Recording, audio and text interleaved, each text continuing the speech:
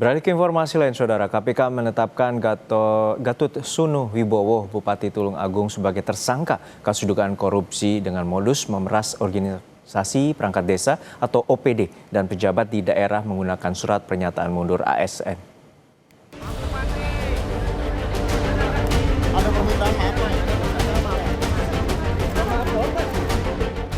Dengan menggunakan rompi orange, Bupati Tulung Agung Gatut Sunu Wibowo bersama ajudannya Dwi Yoga Ambal digiring keluar gedung KPK menuju rumah tahanan pada Minggu dini hari. KPK menetapkan Bupati Tulung Agung Gatut Sunu sebagai tersangka dugaan pemerasan. KPK menilai modus kejahatan tersangka tergolong baru, yaitu sang bupati mengancam para pejabat dengan surat pengunduran diri jika tak menyetor sejumlah uang yang diminta. Temuan KPK, 16 kepala organisasi perangkat daerah diminta menyetor uang 5 miliar rupiah pada Gatut. Beberapa saat setelah dilantik, ya dipanggil satu-satu. Sudah tersedia di situ surat pernyataan. Ya. Surat pernyataan isinya itu yang menyatakan akan mundur dari jabatan dan juga mundur dari ASN jika tidak mampu melaksanakan tugas dan tanggung jawab yang diberikan.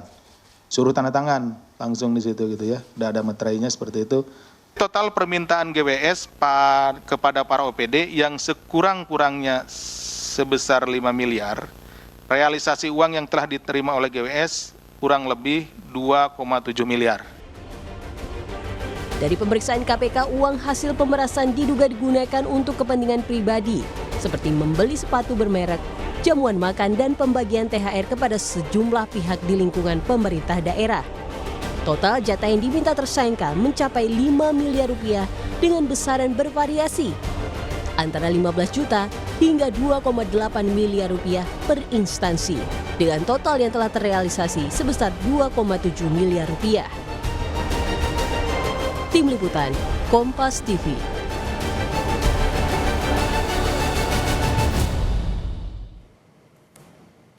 Sejumlah ruang kerja di kantor pemerintahan Kabupaten Tulung Agung disegel KPK Senin siang pasca Bupati Gatut Sunu Wibowo terjerat operasi tangkap tangan.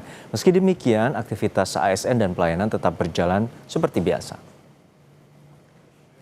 Pasca Bupati Tulung Agung terjerat OTT KPK pada Jumat lalu, ASN di lingkungan Pemkab Tulung Agung menggelar apel pagi. Apel dipimpin langsung oleh pejabat sekretaris daerah Tulung Agung, Suroto, yang sebelumnya diperiksa penyidik KPK di Mapolres Tulung Agung pada Jumat malam hingga Sabtu dini hari.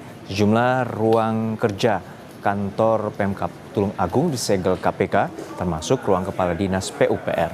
Meski demikian, seluruh ASN di Pemkab Tulung Agung masih beraktivitas seperti biasa. Pelayanan juga tetap berjalan. Keputusan dari pusat, dari kalau sudah ada nanti kita tidak lanjut. Pak, masih ada ruangan yang disegel untuk kerja ASN di mana Pak? BF atau BF? Untuk yang disegel sementara belum bisa digunakan. Bisa menggunakan tempat lain. Tetapi kinerja, bekerja tetap seperti biasa. Pelayanan tidak boleh berhenti. Pak, 11 orang yang kemarin ke Jakarta bakal hadir ya Pak hari ini?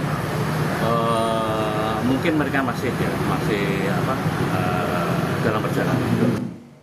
Informasi terkini terkait penanganan kasus yang menjerat Bupati Tulung Agung akan disampaikan jurnalis Kompas TV Jihan Jufri dan juru kamera Jan Ivan dari gedung KPK Jakarta. Jihan, untuk saat ini KPK telah menetapkan Bupati Tulung Agung Gatut Sunu Wibowo dan ajudannya Dwi Yoga Ambal sebagai tersangka pemerasan. Lalu apa saja kemungkinan, apakah juga ada kemungkinan tersangka lainnya dalam kasus di pemerasan Pemkab Tulung Agung ini? Ya, Juno dan juga saudara, karena penyidikan ini masih berlangsung, pastinya memang masih akan ada peluang untuk penetapan tersangka baru, yakni mengingat tanggal 10 lalu atau di 10 April ini dilakukan OTT oleh KPK, dan memang OTT tersebut ini dilakukan dan menjaring sekitar 16 orang, yang mana 16 orang tersebut, dari 16 orang tersebut ini ditemukan atau ditetapkan 2 orang sebagai tersangka, yakni dari Bupati Tulung Agung itu sendiri, Gatot Sunuwibowo, dan juga ajudannya Dwi Yoga Ambal.